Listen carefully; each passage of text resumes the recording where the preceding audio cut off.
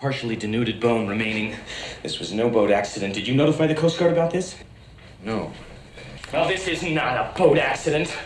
It wasn't any propeller, and it wasn't Jack the Ripper. It was a shark.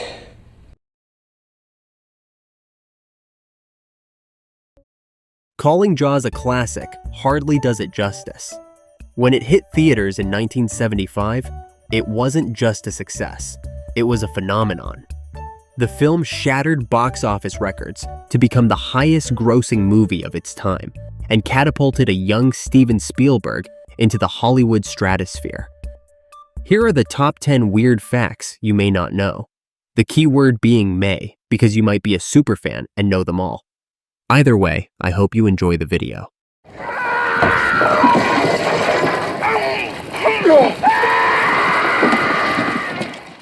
Number 1. Jaws began as Peter Bensley's best-selling novel, inspired by true stories that were just as terrifying as the film itself.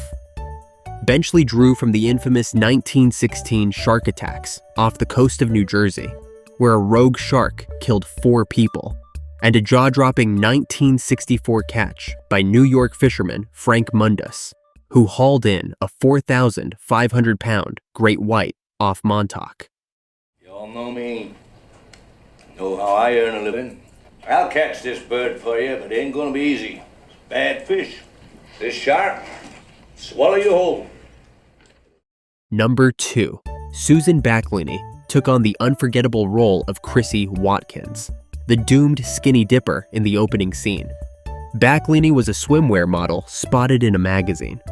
When pitched to Spielberg, the director asked, "Yeah, but can she act?" The producer shrugged and said, "I don't know, but look at her." To simulate the violent thrashing of a shark attack, Balini was strapped into underwater rigging while 5 crew members on either side yanked her back and forth.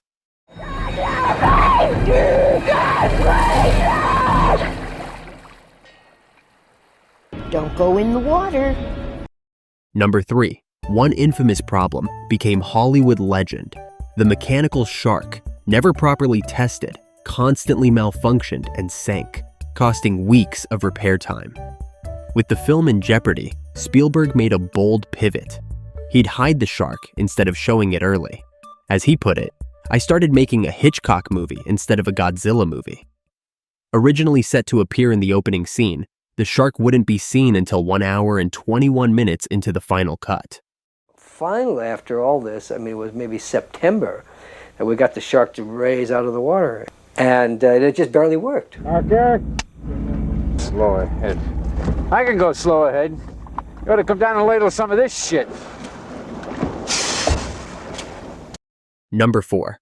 Life imitated art on the set, where Robert Shaw and Richard Dreyfuss clashed constantly, just like their characters. Shaw taunted Dreyfuss as fat and out of shape, even daring him to leap 90 feet off the Orca. Dreyfuss was game until Spielberg stepped in. "Not in my movie, you don't." Tensions flared again when Shaw, drinking between takes, had his shot glass tossed overboard by Dreyfuss. "Things got ugly," Spielberg later said. Well, it proves one thing, Mr. Hooper. It proves that you wealthy college boys don't have the education enough to admit when you're wrong.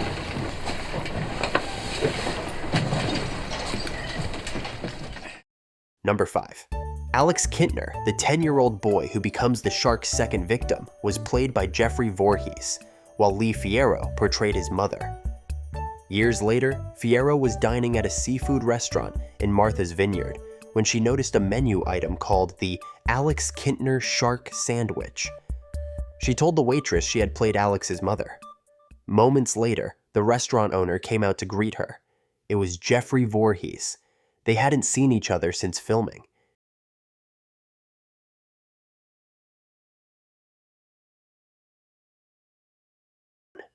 And now back to Jaws 5, Fire Island. You think we should be this far out? Stop worrying, Mark. We'll be fine. Dinah. Oh, now, wait a minute. I did have a chubby kid on a raft earlier today. It's okay, though. I've been swimming a lot lately. Yummy. Number 6. The scene where Hooper dives underwater and comes face to face with Ben Gardner's body is one of cinema's biggest jump scares.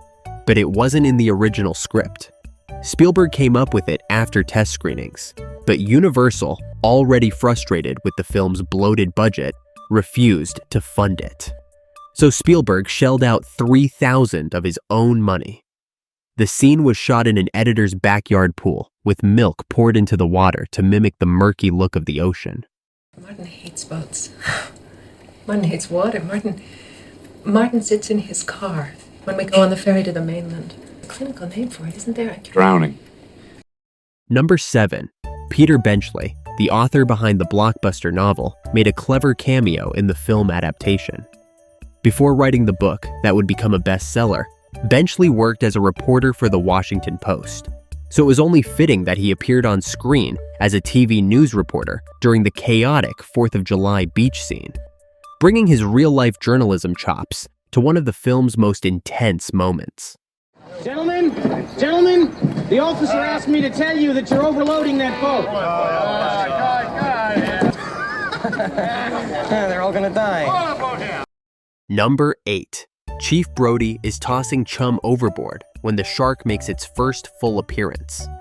Stunned, Brody backs into the cabin and says the now iconic line, "You're gonna need a bigger boat." You're gonna need a bigger boat. Though it's one of the most famous quotes in film history, frequently cited in classic movie quote lists, it wasn't in the script. Scheider improvised the line on the spot, adding unexpected humor to a tense moment. Number 9. Post-Jaws hysteria was not just a publicity stunt. One Southern California beach had to be cleared by lifeguards because of a shark sighting panic. Turns out it was dolphins. But the idea of a vengeful rogue shark spurred a national fervor of fear, a drop in beach tourism, and a rise in shark killings. Look at that. It's a bull shark. It scraped me when I was taking samples. You want a drink? Drink to your leg? I'll drink to your leg. Okay, so we drink our legs. Number 10. The heartwarming scene where Brody and his son mimic each other's monster faces wasn't planned at all.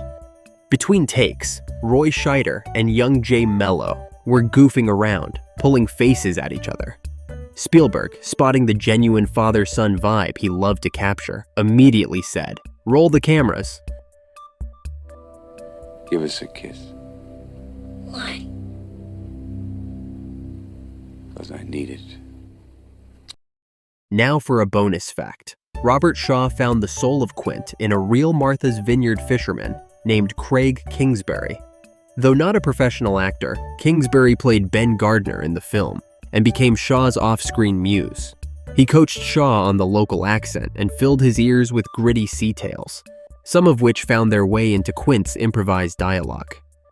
Kingsbury didn't just inspire the character, he helped bring him to life, one salty story at a time.